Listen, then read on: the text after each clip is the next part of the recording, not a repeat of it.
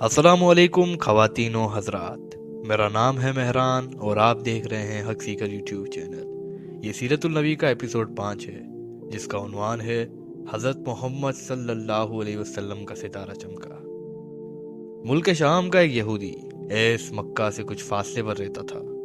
وہ جب بھی کسی کام سے مکہ آتا، وہاں کے لوگوں سے ملتا اور ان سے کہتا، بہت قریب کے زمانے میں تمہارے درمیان ایک بچہ پیدا ہوگا، سارا عرب اس کے راستے پر چلے گا، اس کے سامنے ذلیل اور پست ہو جائے گا، وہ عجم اور اس کے شہروں کا بھی مالک ہو جائے گا۔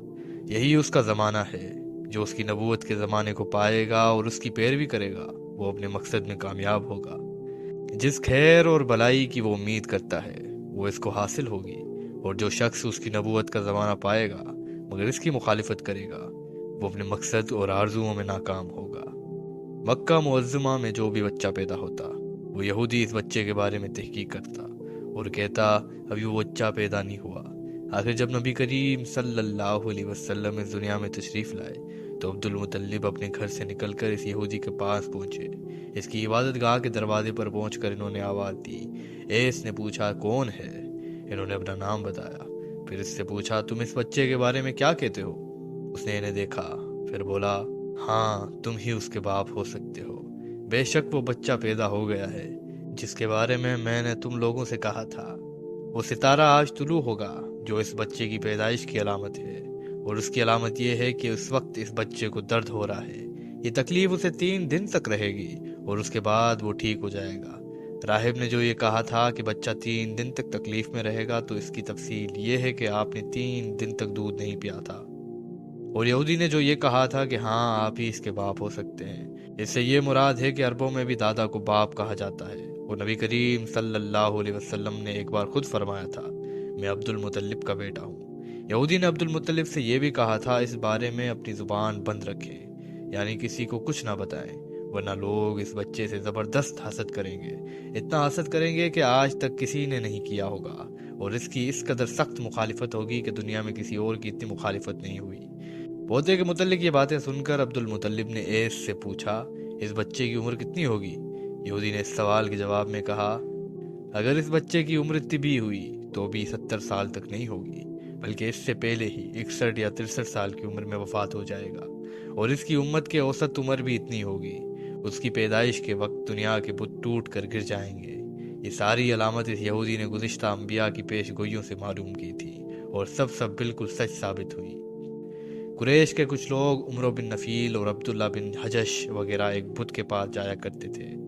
یہ اس رات بھی اس کے پاس گئے جس رات آپ صلی اللہ علیہ وسلم کی پیدائش ہوئی۔ انہوں نے دیکھا وہ بت اوندھے منہ گرا پڑا ہوا ہے۔ ان لوگوں کو یہ بات بری لگی، انہوں نے اس کو اٹھایا، سیدھا کر دیا، مگر وہ پھر گر گیا۔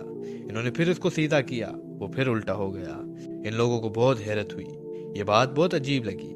تب اس بت سے آواز نکلی، یہ ایک ایسے بچے کی پیدائش کی خبر ہے جس کے نور سے مشرق اور مغرب میں زمین کے تمام گوشے منور ہو گئے ہیں۔ بت سے نکلنے والی آواز نے انہیں اور زیادہ حیرت زدہ کر دیا۔ اس کے علاوہ ایک واقعہ یہ پیش آیا کہ ایران کے شہنشاہ کسریٰ نوشیروان کا محل ہلنے لگا اور اس میں شگاف پڑ گئے۔ نوشیروان کا یہ محل نہایت مضبوط تھا، بڑے بڑے پتھروں اور چونے سے تعمیر کیا گیا تھا۔ اس واقعے سے پوری سلطنت میں دہشت پھیل گئی، شگاف پڑنے سے خوفناک آواز بھی نکلی تھی۔ محل کے 14 کنگرے ٹوٹ کر نیچے آ گرے تھے۔ آپ کی پیدائش پر ایک واقعہ یہ پیش آیا کہ فارس کے تمام آتش کدوں کی وہ آگ بجھ گئی جس کی وہ لوگ پوجا کرتے تھے اور اس کو بجھنے نہیں دیتے تھے، لیکن اس رات میں ایک ہی وقت میں تمام کی تمام آتش کدوں کی آگ انا فنا بجھ گئی۔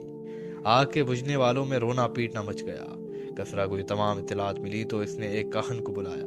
اس نے اپنے محل میں شگاف پڑنے اور آتش کدوں کی آگ بجھنے کے واقعات سے سنا کر پوچھا، آخر ایسا کیوں ہو رہا ہے؟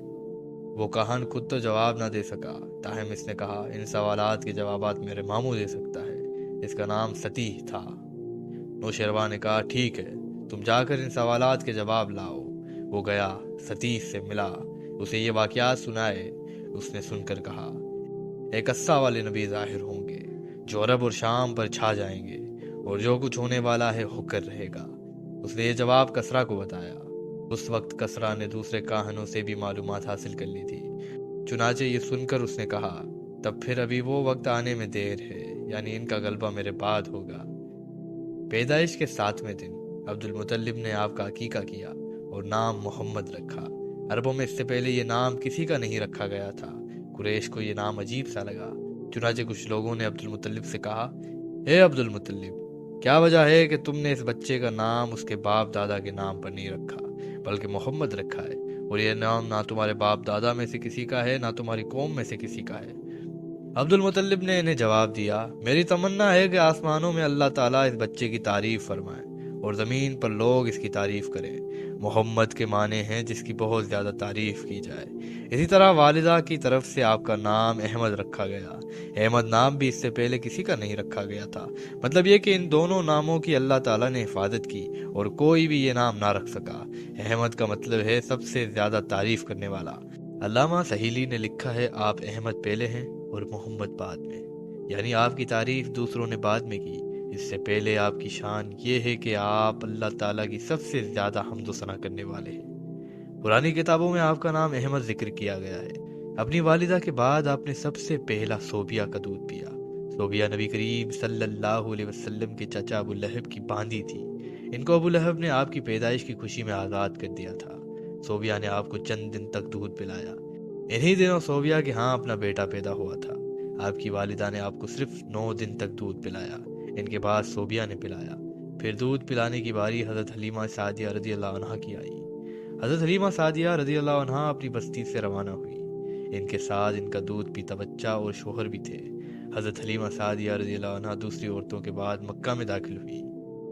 ان کا خچر بہت کمزور اور مریل تھا۔ ان کے ساتھ ان کی کمزور اور بوڑھی اونٹنی تھی، وہ بہت آہستہ چلتی تھی۔ ان کی وجہ سے حلیمہ رضی اللہ عنہا قافلے سے بہت دور پیچھے رہ گئی تھی۔ اس وقت بھی ایسا ہی ہوا، وہ سب سے آخر میں مکہ میں داخل ہوئی۔